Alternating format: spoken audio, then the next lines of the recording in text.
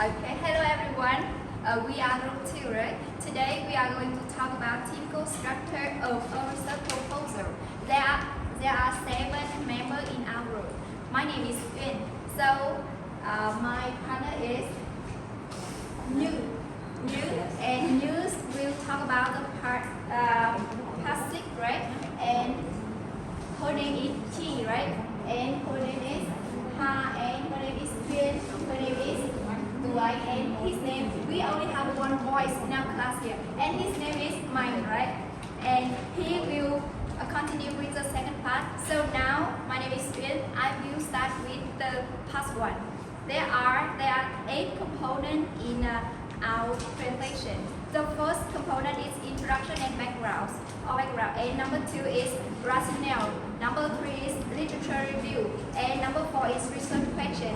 And number 5 is methodology. And number 6 is overview of thesis chapter, because it's optional, so our group will don't talk about this part. And number 7 is research schedule. And number 8 is reference list of bibliography. So now I will start with introduction or background. So in the when you write research, if you have a well-written introduction, you will have the good first impression for the reader, right? And so in the introduction of a research proposal has three parts. Like number 1 is writing background and context to the topic, and number 2 is giving a brief statement of problem and how the research field is a gap and its contribute. So we give some information question to guide the introduction. So the first question is, who has an interest in the topic?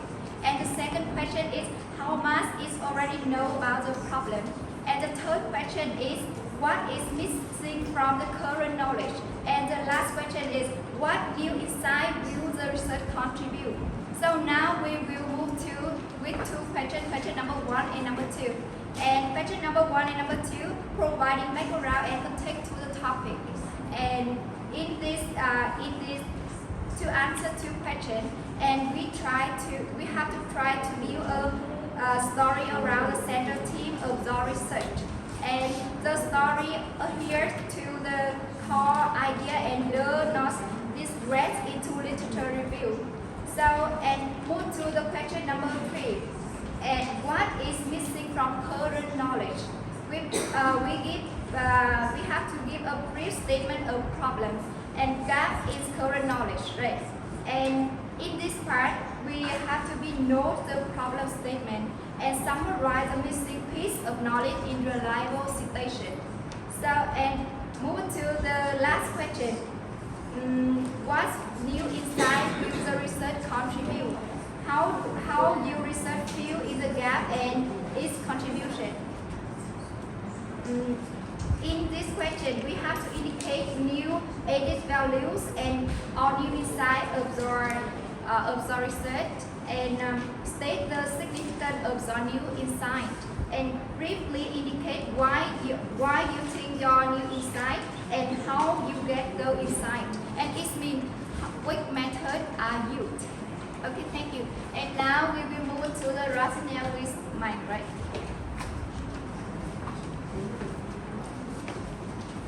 Good afternoon, everyone. Now it's my turn to talk about the rationale.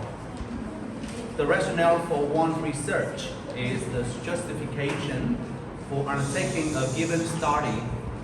It states the reason why a research chooses to focus on the topic in question, including what the significance is and what gaps the research intends to fill.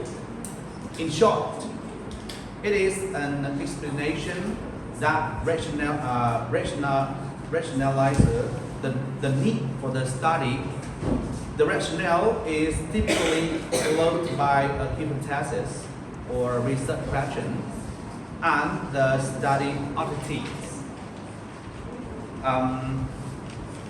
Now I'd like to talk about the main features of rationale. The first one is the rationale of a study can be presented both before and after the research is conducted. The second is the study rationale is predominantly based on the preliminary data. The third is in a research proposal or research article, the rationale would not take up more than a few sentences. The thesis or dissertation would allow for longer description, which could even run into a couple of paragraphs. And it should include some mention or discussion of the following. The first is an overview of your conclusion from your literature review. The second is gaps in current knowledge. The third is inconclusive or controversial finding from previous studies. And the last one is the need to build on previous research. For example, unanswered questions or the need to update concepts in light of new findings and new technical advancements. To conclude, it is important to describe the rationale of your research in order to put significance and novelty of your specific research project into perspective. And now I would like to present Ha. Chi. So now I would like to talk about something we need to mindful about literature review. Firstly, a well-written literature review should provide a critical appraisal of previous study related to the current research area, rather than a simple summary of prior works. Secondly, the literature review is also typically structured as follows, showing the importance of the topic, reviewing the previous relevant literature, identify limitations of previous research, explaining how the research is explored. And finally, we should use appropriate language for establishing the importance of the topic, reviewing previous relevant literature, identifying limitations of previous literature, and explaining how the research is explored. And you can find the sample in Dr. Chris' slide. And now is research question of time.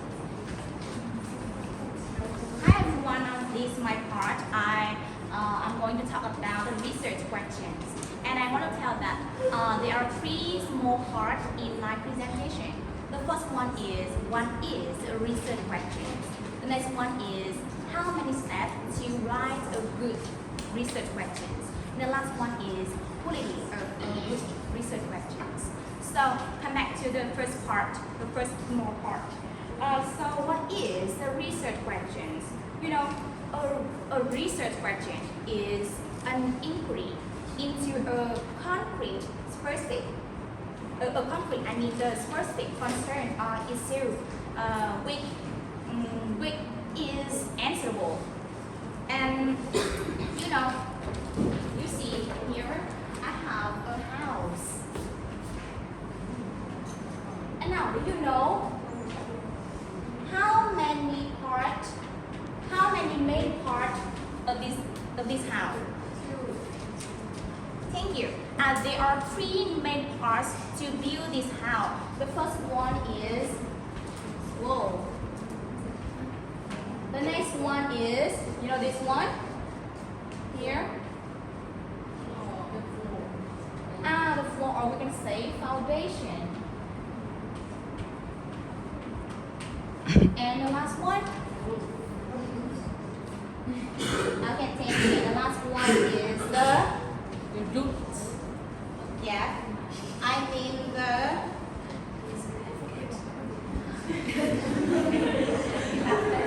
the ground beneath the foundation. Yeah. So let's imagine the house as let's imagine our research project as a house. So there are three main parts to write a research proposal. The first one is data collection. I mean it considered as the wall. The next one is the hypothesis. We can see it as the foundation. And the last one is research questions. And it is the ground beneath the foundation.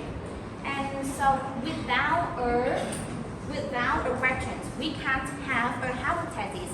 And without a hypothesis, we want to know how to what we want to how to study what we interested in.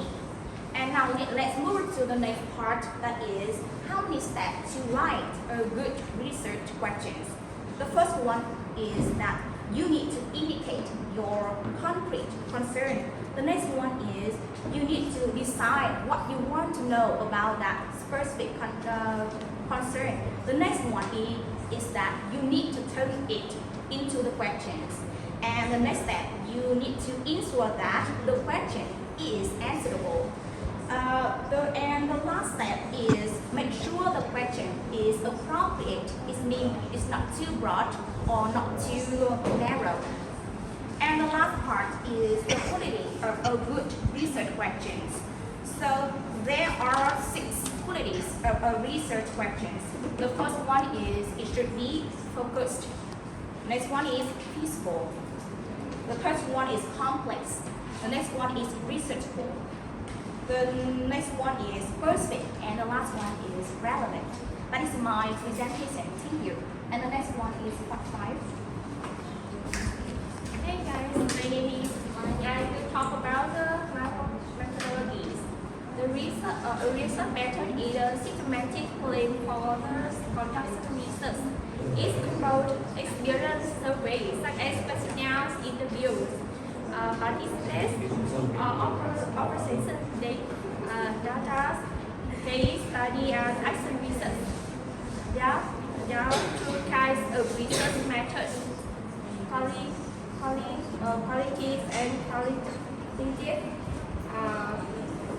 Qualitative is the data collected, survey, participants, case study, and quantitative is you collect data through experiment or comparison. There are 2 types of data. Primary, the research first has either using the method like surveys, interview, or experiments.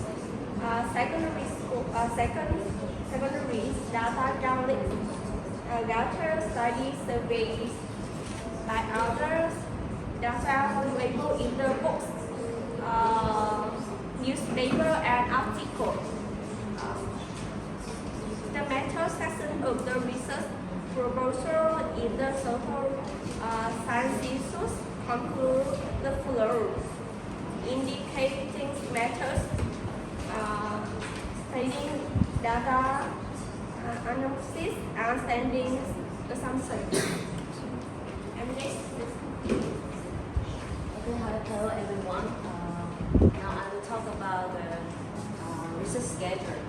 Of course, to do a research, you have to have a clear research schedule, and of course, it has to be realistic and achievable. And to determine the overall time span of your research, you need to write down how long each part of your research will take, and whether the activity depends on the competition of another. And the important thing that I want to say here is you need to decide whether the study activity are conducted concurrently or sequentially. And for example, I will take an example in the part of data analysis. It cannot be started until the data collection is complete. And with this information, you can calculate the minimum time you will need to complete your project. And in case your research method is realized on the emergent theory, or we can call it grounded theory, it is about constructing the theory based on the data analysis, collected and analyzed systematically. In this case, you need to give yourself a time limit for the different iteration of your research. Otherwise, you will lose the control of your timeline. And it's also important to present your study timeline in a diagrammatic form. For example, you can use Gantt chart. It shows each activity in the project as a timeline dotted or a bar. And from that, you can see which part should be done when in order to complete your project on time. That's what I want to say. And the next part is going to be presented by Viết. Hi everyone, and I will continue our present. My part is reference list of bibliography. As you know, writing bibliography of reference list is a required part of any scientific work. It provides a enriching account for a given and the role the reader the church in the work. There are two popular styles for writing bibliography. There are APA and MLA. APA is American Psychological Association and MLA is Modern Language Association. It depends on the school requirement for either APA or MLA. But the most popular style of school bibliographical and citation is APA.